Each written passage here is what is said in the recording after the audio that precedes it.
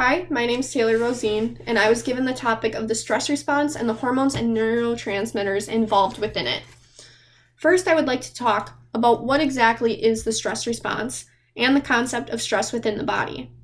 According to a popular video produced by the makers of Crash Course, the definition of stress is anything that disrupts homeostasis inside the body. Our stress response comes in many shapes and forms within the body depending on the person, which allows symptoms to be very different in some cases and very similar in others. Not only are the symptoms of stress different depending on the person that it affects, but the symptoms are also present in varying areas of the body as well. Some of the universal signs and symptoms that we can identify to be due to the stress response will be covered later in another section of this presentation. Furthermore, the stress response universally allows people with increased strength, stamina, focus, a heightened sharpness of the senses, and reduces a person's reaction time to allow the person to readily react to the stimuli that leads to the response. Before I dive any deeper, the reason for this automatic process is due to our primitive instincts in our history. When in danger, our body recognizes the threat and prepares to do one of two things: fight or run. This is why the stress response can sometimes be called the flight or fight response. We can connect this to our history when looking at hunting. When hunting, you could either fight the animal with the spear that you and your village had created for hunting, or you could choose to run from the imminent danger of the animal attacking and killing you in your pursuit. However, now our body does not have the ability to tell the difference between an animal attacking you or you being on a strict deadline for your promotion that your boss gave you that could either make or break your shot at promotion. Due to the prominence of stress in our world today, it is activated within our bodies more often than it should be. This means, due to its hyperactivity, that the more often the stress response is triggered, it is easier to trigger over and over, and it is harder to stop the response. Here's a list of signs and symptoms that stress may show according to helpguide.org.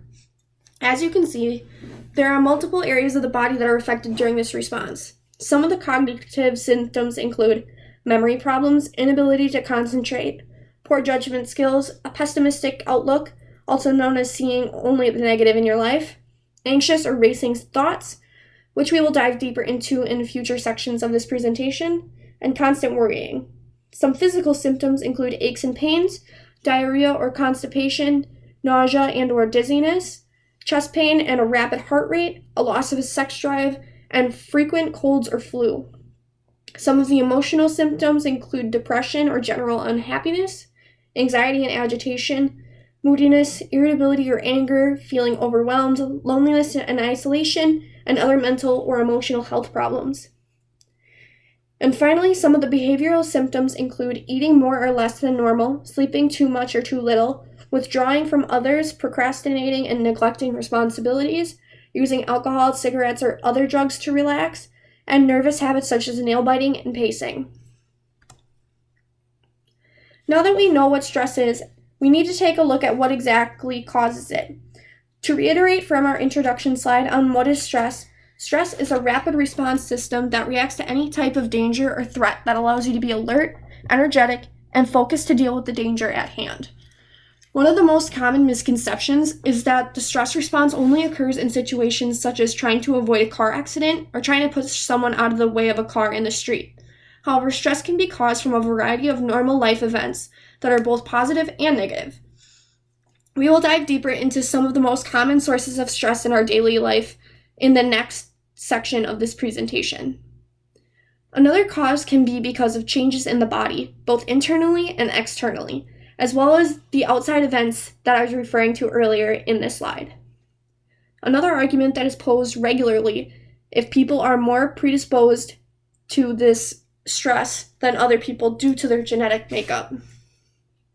There have been arguments posed that due to anxiety and depression that are genetic, that this feeling of stress more often or having your stress response trigger more easily than others could also be a genetic predisposition. So here's the list of common internal and external causes of stress in our daily lives. Work or school, being too busy, relationship difficulties, financial problems, major life changes, as well as children and family. Some of the categories for main stressors that are caused internally are due to pessimism, negative self-talk or self-concept, the inability to accept uncertainty, unrealistic expectations or perfectionism, rigid thinking or a lack of flexibility in your thought process, and an all-or-nothing attitude. According to helpguide.org, the top 10 most stressful events are as follows: the death of a spouse, divorce, marriage separation, imprisonment, death of a close family member or friend, injury or illness, marriage, job loss, reconciliation of a marriage, and retirement. Notice that these are a mixture of positive and negative changes to the life of a person, and not only bad events cause stress in someone's life. So next we move to what exactly the stress response is. The stress response, also known as General Adaptation Syndrome, or GAS, is categorized into 3 stages that will be further explained later in the presentation. It is composed of the alarm stage, the resistance stage, and the exhaustion stage. The most common stage of the stress response is the alarm stage, as it is the immediate response stage. It is mainly composed of short-term responses, but can be involved in long-term response that ends up slowly moving on into the resistance phase. Our next slide is going to take us through the whole process of the alarm stage. In the alarm stage, we start at the brain when it recognizes the source of danger. The brain then translates its information to allow the body to start the stress response and sends it out to another part of the body known as the amygdala. This is where the fear and emotions that you feel are actually processed within the brain. This then takes the information to the hypothalamus, which is shown in the picture that just appeared on your screen, which then tells the body what hormones and neurotransmitters the autonomic nervous system, which is our next stop on the green arrows, should send out to the rest of the body. During the alarm stage, the sympathetic nervous system is going to excite the body and allow it to respond to the danger. I have color-coded the arrows to show the route that the body takes when releasing the hormones and neurotransmitters so you can easily follow along. Our first journey will be to understand the neurotransmitters that are released, which is coded in red. So to start, the sympathetic nervous system initiates increased energy in the body by raising the blood glucose levels. This then allows the neurons to be excited and allows for the biological processes that allow impulses to travel across the neuron to happen. The ganglia that are being reached during this part of the process are located near the spinal cord in the thoracolumbar region. As stated before, the neurotransmitters come from the brain, then go to the preganglionic cells, which release the neurotransmitter ACH, otherwise known as acetylcholine. This stimulates the action potentials in the neurons and allows for the impulse to continue to the postganglionic cells, which release norepinephrine, which is also a hormone but will be discussed later.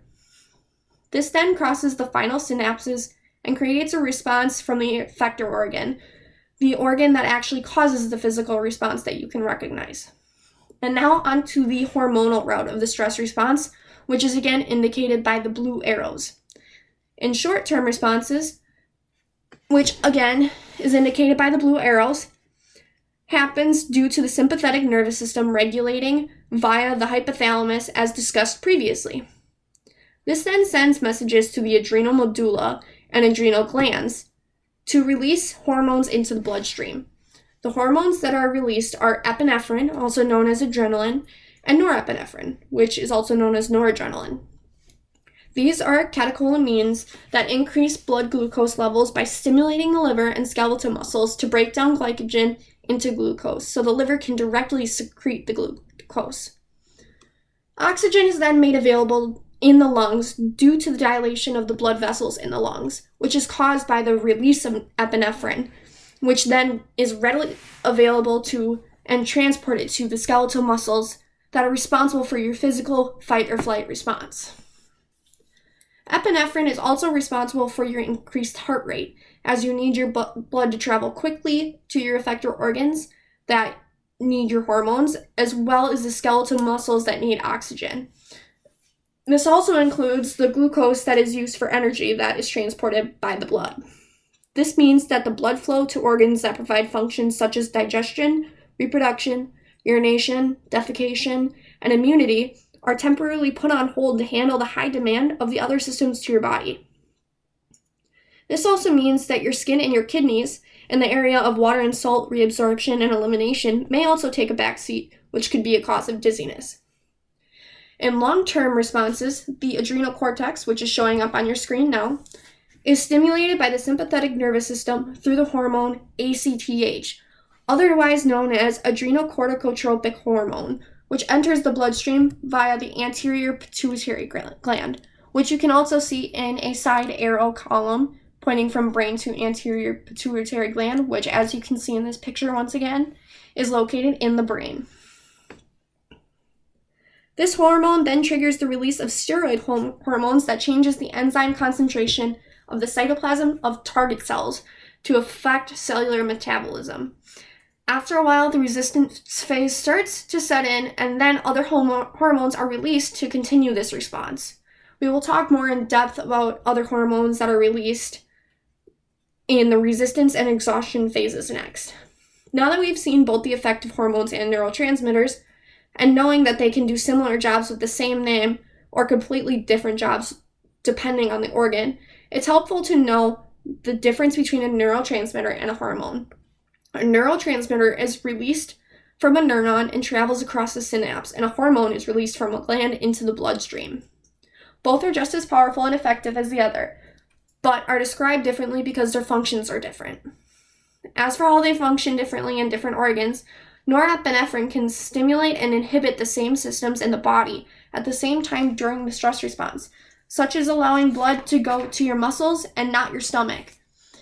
This happens due to different receptors on blood vessels that allow for vasoconstriction, which is caused at alpha receptor sites, and vasodilation, which is caused at beta receptor sites. The resistance stage begins when the body is entering a long-term response. The resistance stage allows the body to return to a homeostatic state by lowering the excitement in the body. This is allowed to happen after a few hours and involves different hormones such as cortisol and aldosterone. These target the breakdown of fatty acids in adipose tissue. After the breakdown of the adipose tissue is complete, the broken down molecules move into the bloodstream to activate the production of ATP in other tissues. Specifically, cortisol increases the body's chance for disease due to its immunosuppressive effects, which allows the other areas that need to be activated during stress, as discussed before, to be prioritized. Aldosterone stimulates the reabsorption of sodium and water in the bloodstream through the kidneys. Too much aldosterone for too long can lead to Cushing's disease, which is the shifting of fat storage areas to places such as the face and neck and causes an increase in blood glucose levels. Too little aldosterone for too long can lead to Addison's disease, which is categorized by the bronzing of the skin and can lead to hypoglycemia, which is too little glucose in the blood and low electrolyte levels in the blood. The exhaustion phase, then, is pretty cut and dry. In this phase, the body begins to shut down. This is when the body can no longer take the stress response and runs out of the energy to sustain it any farther. If not corrected, this will take a fatal turn and leads to organ failure.